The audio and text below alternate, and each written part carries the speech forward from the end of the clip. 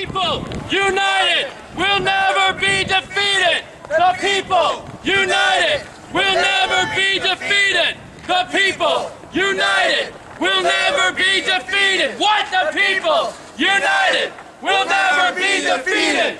The people united. On January 14, 2012, about 90 members of Occupy Columbia gathered on the south lawn of the State House grounds. What was the reason for their gathering, you might ask? We're going to surround the State House and charge our state government with not doing what we elected them to do. Represent us. Are you ready? The day started off with two marches, one heading up Assembly and the other up Sumter. I was only able to stay with the march heading up Sumter Street. There was an interesting exchange happening in Russian at one point. Unfortunately, because I don't speak Russian, I can't tell you what was said. Aus dem Haus! Aus dem Haus! Staatssowjets! Darum! Vorwärts! Bolschewik! Gegen Hunger! Dreck und Blut! Für Sowjet! Und Republik! Toten Weisen! Und der Eulenblut! And so on. The march continued up Sumter Street until they reached Laurel, where they turned and headed towards Main Street to meet up with the second half of the march. Once they reached the second half of the march, they proceeded back to the State House, sharing a message with the community on the way. Capitalism is a capitalism for the few, for the rich. What we need in this country is a democracy and a social capitalism for the many. We need to democratize. That is occupy our schools. We must democratize our media. We must democratize our government. Because government is supposed to be of, by, and for all the people. Occupy South Carolina. Occupy Columbia. Democratize Myrtle Beach. Democratize Spartanburg. Democratize Greenville. Please. Democratize Clemson. Democratize America. Democratize the world. Save our habitat. Democratize our planet. After the march, occupiers reconvened at the State House to begin surrounding it with crime scene tape, and to read out a list of crimes that the government has committed against the citizens of the state of South Carolina. They have given unnecessary tax breaks and subsidies to the state's highest paid workers in a time when CEO pay is nearly 100 times the average pay for all occupations in South Carolina. They have allowed our state to slump to 42nd in unemployment. They have not taken up any significant measures to resolve the income disparity in our state, which ranks us at 32nd in the nation. They have failed to increase income in our state.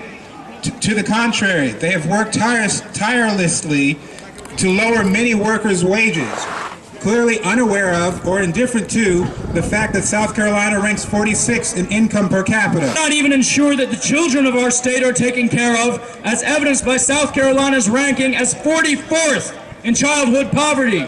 Proven themselves unwilling or unable to remedy the disaster that is unemployment in South Carolina. For the past 3 years, unemployment has remained in excess of 9%. The crimes committed against South Carolina. The criminals work in that house. We are the People's Lobby. We are the 99%.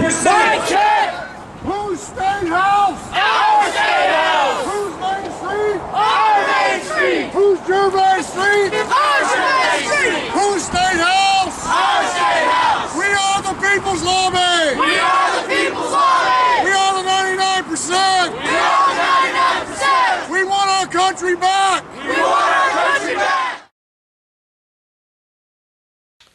Okay, so as you saw in the video, there were about 90 protesters at the State House that day. My count had it somewhere in the mid to upper 80s. So the objective was to get as many people there as possible. They were billing it as a critical mass.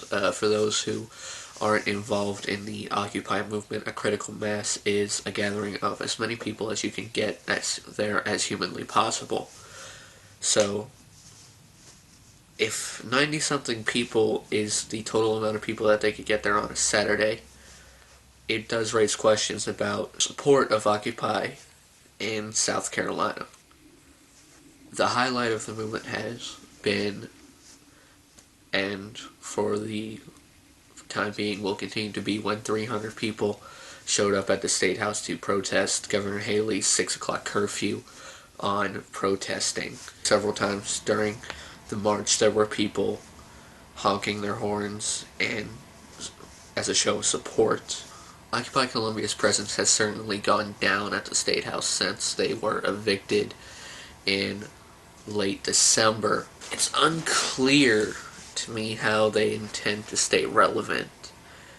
The main thing that has kept these occupations relevant has been the physical occupation of an area and police forcibly removing protesters from that area.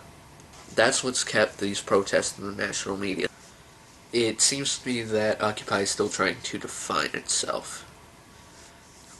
All of the occupations have the same basic goals: getting money out of politics. But what's unclear is how they intend to do that. Yes, they're making their voice heard. Yes, they are saying to our politicians that this is not how we want things done. But how they intend to change that is still pretty unclear. At the event on the 14th, there were 3 people, I believe, who spoke to the crowd that were running for congressional seats and said they are members of Occupy Columbia. They are supportive of the movement. It'll be interesting to see how these elections turn out over the course of the election cycle. If these people get into office, it will certainly mean that the Occupy movement has become as relevant as the Tea Party movement. Whether or not that will happen remains to be seen. I want to thank you all for watching. Down below in the description there is going to be 2 links to 2 other videos. One is the candidates that I mentioned earlier, them talking to the crowd of people at the protest, and the second is the pastor from the Unitarian Universalist Congregation of Columbia. He spoke to the crowd after they surrounded the State House.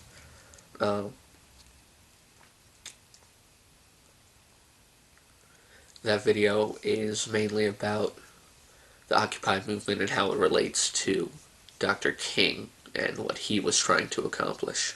Those links will be down below, or you can click here or here. Please leave your comments down below, share this video, like this video.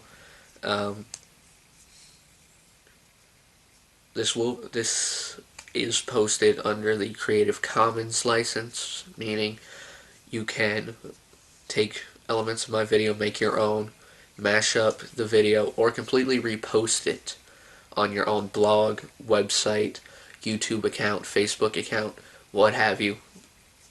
The only requirement being that you link people back to my YouTube channel.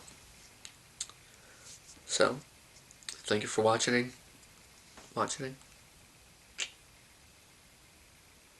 Thank you for watching. Thank you for listening. And I guess I will talk to you again the next time there's something going on that I'm around and I have my camera for.